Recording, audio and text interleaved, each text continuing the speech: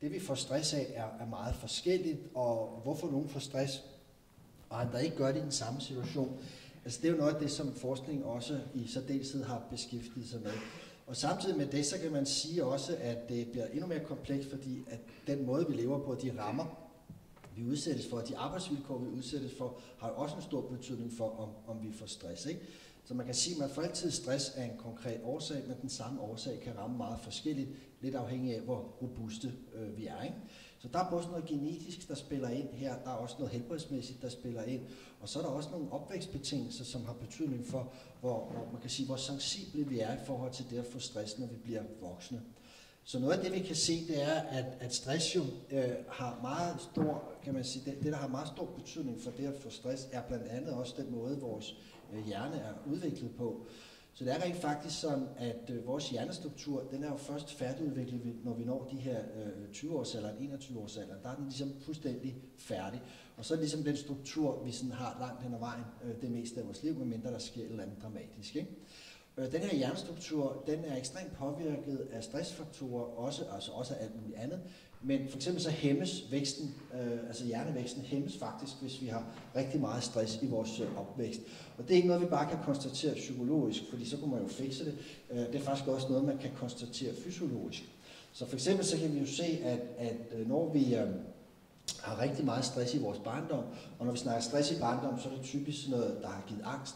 Altså hvis man går ind og kigger på en angstreaktion og en vredesreaktion, så er det der er et udtryk for, at man er stresset. Så man kan sige sådan rent biologisk og responsmæssigt, så er stress ligesom det, der forklarer en angstreaktion eller en vredesreaktion. Ikke?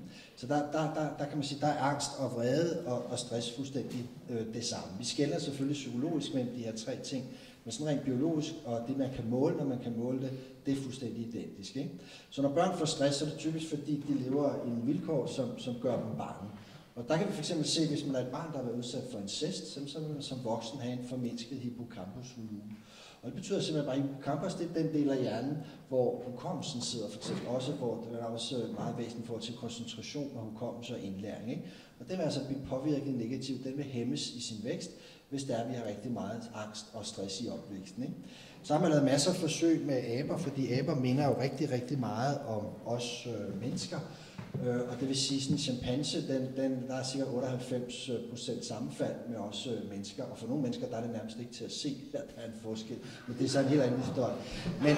Men det vi kan se, det er, at hvis man for eksempel tager sådan nogle chimpanseabeunger, og så lader dem vokse op alene, altså der er en dyrepasser, der passer dem, men de vokser ligesom op alene og skal klare sig selv, udover at de selvfølgelig får mad af den her dyrepasser. Og så tager en anden flok abeunger og lader dem vokse op med en mor, så kan vi faktisk se, at når de her abeunger bliver voksne, så vil der være en stor forskel i deres hjernestruktur. Og specielt den del af hjernestrukturen, der hedder amygdala. Og amygdala, det er der, hvor angsten sidder, kan man sådan.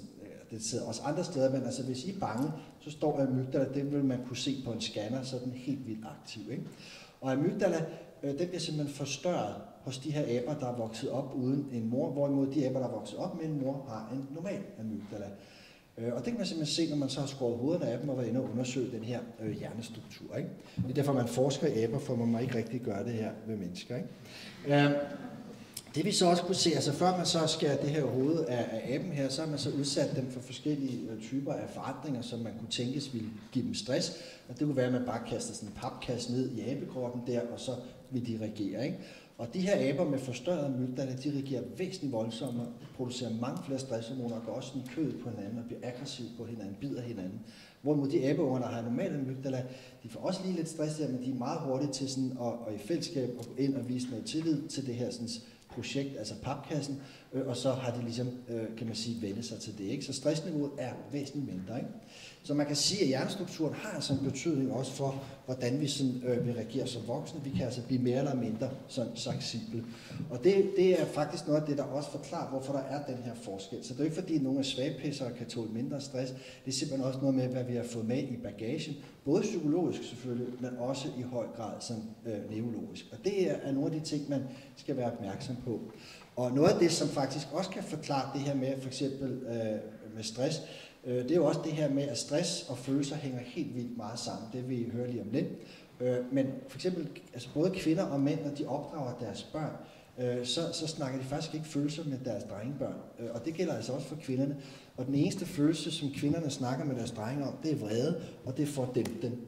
Så altså selv den eneste følelse, vi kan snakke om, den er ikke okay, den er ikke legal at have. Hvorimod, når vi ser på pigebørnene her, jamen, så snakker mødrene rigtig, rigtig meget følelser med de her piger. Altså, og det er også det, for kvinder har et langt mere nuanceret forhold til deres følelser, og faktisk også sådan kan sætte ord på det her. Ikke? Og det er jo vigtigt, fordi stress og følelser hænger sådan helt vildt meget sammen. Lad os lige prøve at kigge på nogle tal her, fordi noget af det, vi kan se, det er, at når mænd er stresset, så har de større risiko for at dø af hjertekarlidelser. De har også en høj risiko for at få, kan man sige, luftvejslidelser, og der er også en stor risiko for, at de begår selvmord. Ikke? Så det her med at være stresset har altså, og kan have en meget sådan, alvorlig konsekvens for de her sådan, mænd. Så der er en meget stor sammenhæng mellem mænd, der er stresset, og så det at dø for tidligt. Den sammenhæng, den ser vi faktisk ikke hos kvinder. Så man kan sige, på den måde er det farligere for mænd at have stress igennem længere tid, end det er for kvinder. Ikke?